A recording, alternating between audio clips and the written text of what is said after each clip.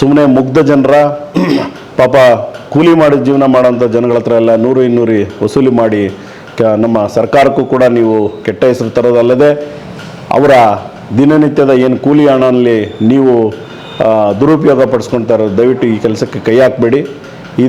ಇದೇನಾದ್ರು ಮುಂದುವರೆದ ನಿಟ್ಟಿನಲ್ಲಿ ಖಂಡಿತ ಕಾನೂನು ಕ್ರಮ ಏನಿದೆ ಅದು ಜರುಗಿಸಬೇಕಾಗುತ್ತೆ ಅಂತ.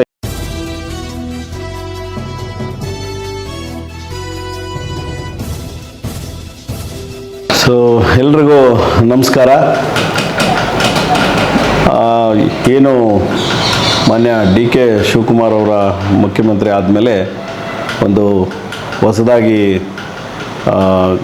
ಗ್ಯಾರಂಟಿಗಳು ಏನಿದ್ದಾವೆ ಅದನ್ನು ಅಪ್ಡೇಟ್ ಮಾಡಬೇಕು ಅಂತೇಳಿ ಒಂದು ಸ್ಟೇಟ್ಮೆಂಟ್ ಕೊಡ್ತಾರೆ. ಮತ್ತು ಅದ್ರ ಸಂಬಂಧಪಟ್ಟಂಗೆ ಈಗಾಗಲೇ ಗೃಹ ಜ್ಯೋತಿಗೆ ಒಂದು ಸರ್ಕ್ಯುಲರ್ನ ಕೂಡ ಕಳಿಸ್ತಾರೆ, ಆದೇಶ ಪತ್ರನ. ಈಗ ಆದೇಶ ಪತ್ರದ ಪ್ರಕಾರ ಏನು ಗೃಹ ಜ್ಯೋತಿ ಪಂಚ ಗ್ಯಾರಂಟಿಯಲ್ಲಿ ಒಂದಾಗಿರೋವಂಥದ್ದು, ಅದು ಪ್ರತಿಯೊಂದು ಮನೆಗೂ ಕೂಡ ಮೀಟರ್ ರೀಡರ್ ಮತ್ತು ಲೈನ್ಮೆನ್ ಆಗಿರೋವಂಥವ್ರ ಜೊತೆಗೆ ಬರ್ತಾರೆ.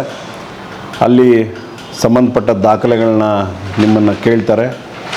ಆಧಾರ್ ಕಾರ್ಡ್ ಇರ್ಬೋದು, ನಿಮ್ಮ ರೇಷನ್ ಕಾರ್ಡ್ ಇರ್ಬೋದು, ಅಥವಾ ಯಾವುದೇ ಜಾತಿ ಮತ್ತು ಪ್ರಮಾಣ ಪತ್ರ ಏನೂ ಬೇಕಾಗಿರಲ್ಲ. ಜಸ್ಟ್ ಯಾವ ಜಾತಿಗೆ ಸೇರಿದವರು ಅಂತ ಮಾತ್ರ ಮೆನ್ಷನ್ ಮಾಡಬೇಕಾಗತ್ತೆ. ಇದೊಂದು ಗೊಂದಲ ಇದೆ, ಜಾತಿ ಪ್ರಮಾಣ ಪತ್ರ ಇರಬೇಕೇನೋ ಅನ್ನೋದು. ಸೊ ಜಾತಿ ಪ್ರಮಾಣ ಪತ್ರ ಏನು ಅವ್ರ ಹತ್ರ ಇರೋದು ಬೇಕಾಗಿಲ್ಲ, ಬಟ್ ಅವ್ರು ಯಾವ ಇದಕ್ಕೆ ಸೇರಿದವರು ಅಂತ ಹೇಳಬೇಕು ಅಷ್ಟೇ, ಅದರಲ್ಲಿ ನಮೂನೆ ಆಗಬೇಕು.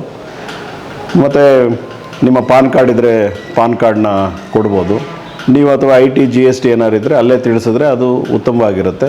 ಸೊ ಇಷ್ಟು ಮಾಹಿತಿಗಳನ್ನ ಏನು ಅದಕ್ಕೆ ಸಂಬಂಧಪಟ್ಟ ಏನು ಮೀಟರ್ ರೀಡರು ಮತ್ತು ಲೈನ್ಮ್ಯಾನ್ ಏನು ಬರ್ತಾರೆ, ದಯವಿಟ್ಟು ಆ ಮಾಹಿತಿಯನ್ನು ಕೊಟ್ಟು ಏನು ಗೃಹ ಜ್ಯೋತಿ ಈಗಾಗಲೇ ಇದ್ದೀರಿ ಮತ್ತು ಹೊಸದಾಗಿ ಮಾಡ್ಕೊಳ್ಳೋರಿದ್ದೀರಿ ಆದ ಸೌಲಭ್ಯವನ್ನು ಪಡಿಬೇಕು ಅನ್ನೋ ನಿಟ್ಟಿನಲ್ಲಿ ತಿಳಿಪಡಿಸ್ತಾ ಇದ್ದೀವಿ.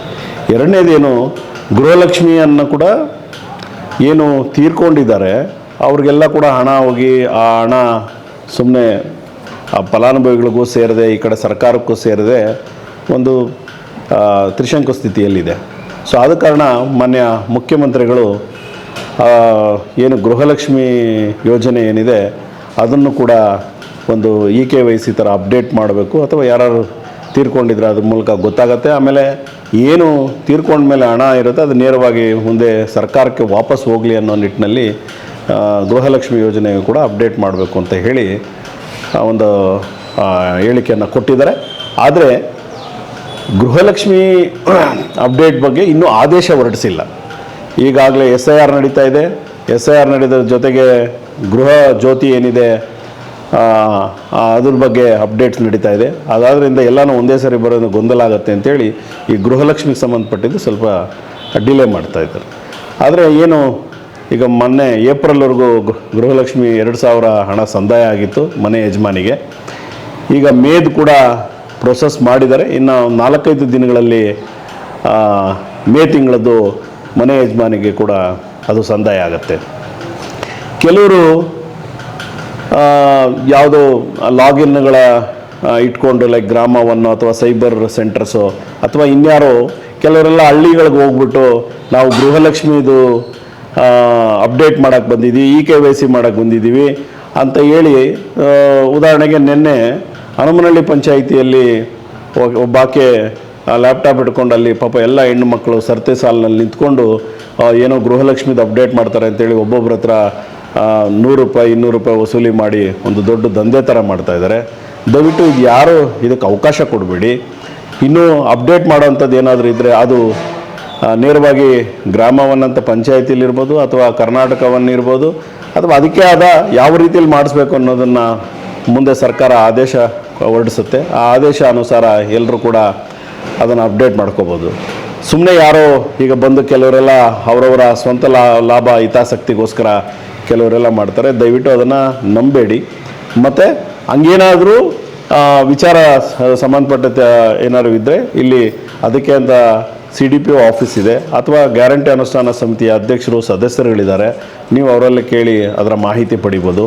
ಸುಮ್ಮನೆ ಯಾರೋ ಲ್ಯಾಪ್ಟಾಪ್ ಇಟ್ಕೊಂಡು ಬಂದು ಅಥವಾ ಇನ್ಯಾವುದೋ ರೀತಿಯಲ್ಲಿ ನಿಮ್ಮ ಹತ್ರ ಹಣ ತೊಗೊಳಕ್ಕೆ ಬರೋದೇ, ದಯವಿಟ್ಟು ಅದಕ್ಕೆ ಅವಕಾಶ ಕೊಡಬೇಡಿ.